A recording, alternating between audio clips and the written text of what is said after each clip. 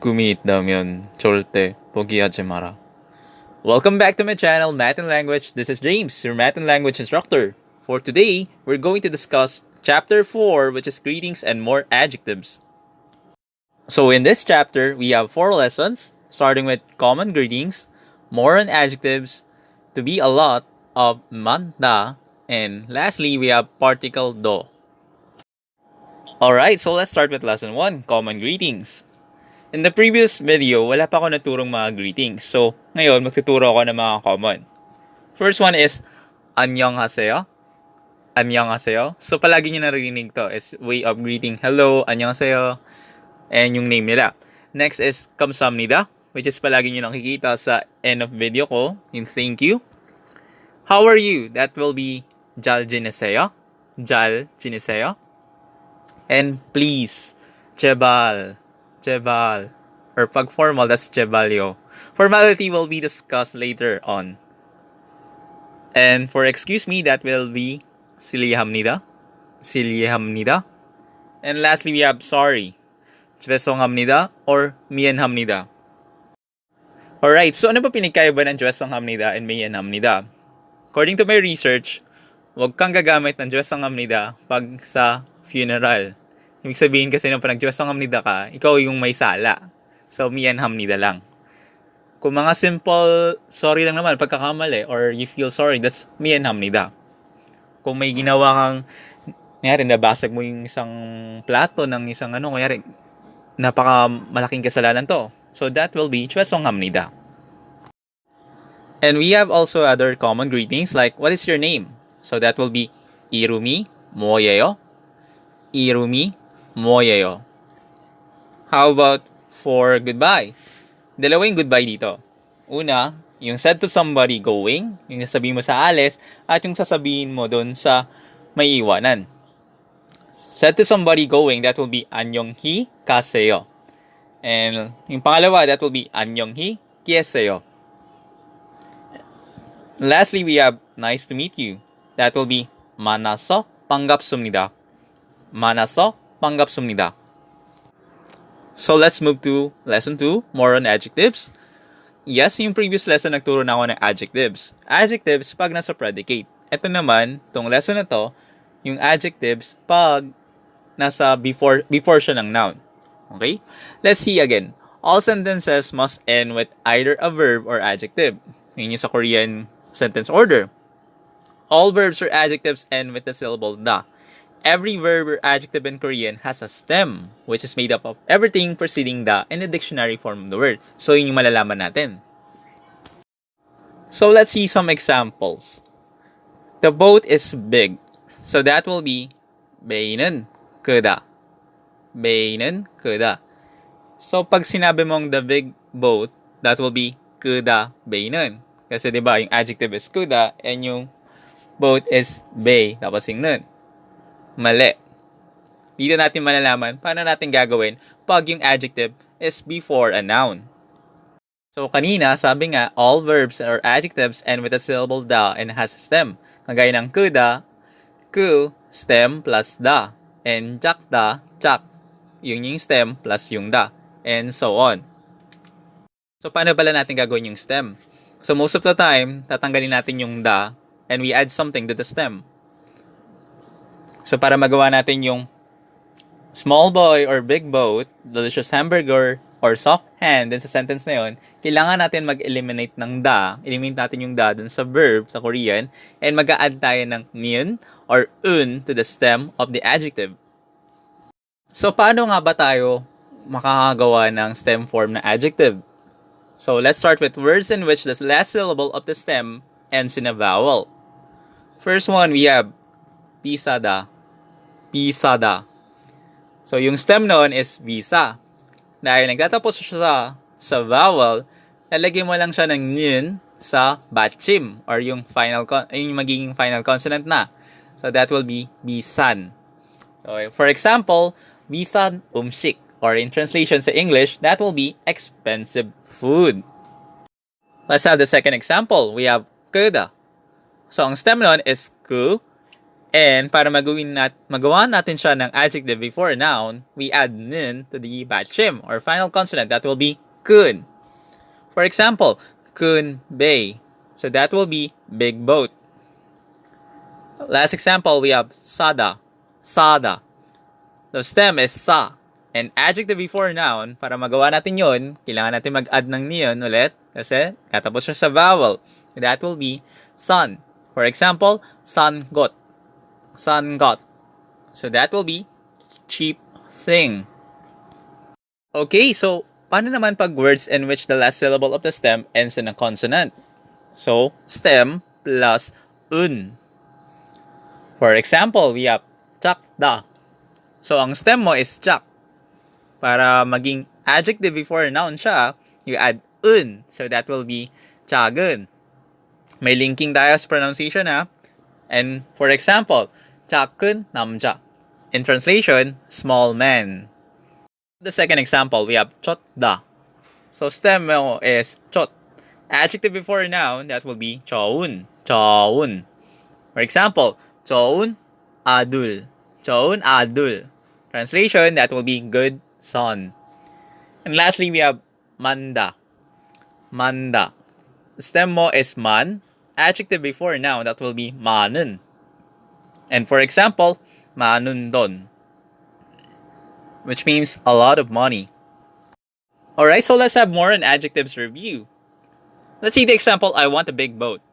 So I is 저, and want is 원하다, big is 크다, boat is 배.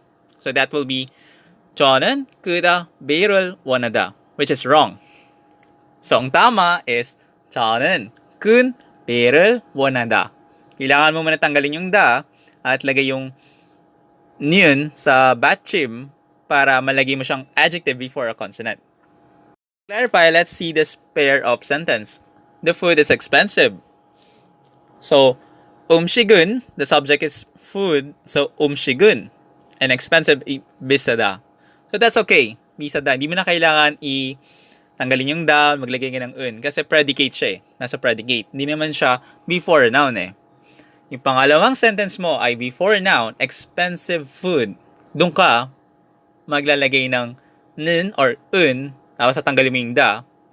So that will be 비싼 음식. 비싼 음식. Okay, so let's see more on adjectives example sentences. First one, we have I eat cheap food. So that in Korean, that will be 나는 싼 음식을 먹다. Second one, I like expensive food. 저는 비싼 음식을 좋아하다. Third one, we have expensive food is delicious. 비싼 음식은 맛있다. Fourth one, I go to the small house. 나는 작은 집에 가다. Fifth one, I want a big car. 나는 큰 차를 원하다. And lastly, the happy girl is inside the small car. So medyo complicated to. Kaso let's tackle it piece by piece. So the happy girl, yung girl is 여자. Happy is 행복한. So kailangan mo munang tanggalin yung da dun sa 행복하다. Tapos lagyan mo ng 는 or un. Kasi 'di ba before a noun siya na adjective. So that will be 행복한 여자. So dahil ang happy girl yung subject, nalagyan mo siya ng 는. So 행복한 여자는 inside the small car. So small car mo is, that will be another adjective before a noun. So that will be 작은 차. 작은 차. And dahil may inside ka, so there's a preposition or location, nalagay mo yung e. So ane. Yung an is inside and lalagay mo yung e. Lastly, lalagay mo yung itda sa dulo. Kasi location eh. The happy girl is inside the small car. So, to summarize, that will be 행복한 여자는 작은 차 안에 있다. 행복한 여자는 작은 차 안에 있다. Moving on, we have lesson 3, to be a lot of, or manda. Manda can be used to describe a noun or to be placed in the predicate. Its translation to English usually depends on how it is used in a sentence. Malalaman natin yan sa mga examples. Let's see some example. I eat a lot of food. 나는 많은 음식을 먹다. Pansin nyo, yung 많은, yung manda, before siya ng noun. Naging adjective before noun. So, naging 많은 음식을 먹다. I have a lot of money. So, 나는 많은 돈이 있다. Take note, 많은, dinescribe niya yung don or yung money. Tapos, nag-itda siya kasi, diba, to have is itda. Sa third and fourth sentence natin, mapapansin nyo, nasa predicate na siya. Pag ganito yung pattern nyo sa English, there is a lot of something, there's a lot of noun. Yung manda, magiging predicate na. So, that will be, there's a lot of people, that will be sarami manda. Sarami manda. And lastly, there is a lot of food. 음식이 많다. 음식이 많다. Okay, so lesson 4 na tayo. Last lesson, particle do. So, sa particle do, it has the meaning of to or as well. It can replace the subject particles nun or un or the object particles rul or ul. Depending siya kung paano mo sasabihin yung to. So, let's see some examples. I speak Korean as well. Pares to na English translation. So, sa Korean, first one is chodo. 한국어를 말하다. Yung to nilagay sa after ng cho. So, ang ibig sabihin nun, in addition to other people, parang I, too, speak Korean. Marunong din ako magsalita ng Korean. Paano naman pag 저는 한국어도 말하다. 저는 한국어도 말하다. So, aside from other language, marunong din ako mag-Korean. 저는 한국어도 말하다. So, yung una, 저도. So, ako din, marunong ako mag-Korean. Yung isa naman, aside from other language, marunong din ako mag-Korean. So, nakita niyo yung difference? So, let's see some examples pa para ma-clarify. First one, I eat apples as well para dun sa dalawang Korean sentence. So, yung una is chodo sagwarul mokda. Yung to, nilagay sa after ng cho. So, in Tagalog, that will be ako din, kumain din ako ng apple. Yung pangalawa naman, cho는 sagwado mokda. Aside from ibang prutas or ibang pagkain, kumain ako ng apple. So, nakikita niyo yung difference? Let's have the third one. I know that too. So, in Korean, that will be nado, gugusul, alda. Nado, sabihin, ako din. Alam ko yun. Tapos yung last sentence, I am tired too. Nado, piko nada. Yung do nalagay sa na. So that means, pagod din ako. Yun ang ibig sabihin nun. Alright, so that's the end of the video for Chapter 4, Greetings and More Adjectives. Next lesson, we will discuss Chapter 5, Basic Verb Conjugations. Please be guided that all the vocabularies in this lesson are in the description box. If you would like to comment and suggest another math and language video, please comment down below. Again, this is James, your math and language instructor. Please like and subscribe. 감사합니다. Bye-bye.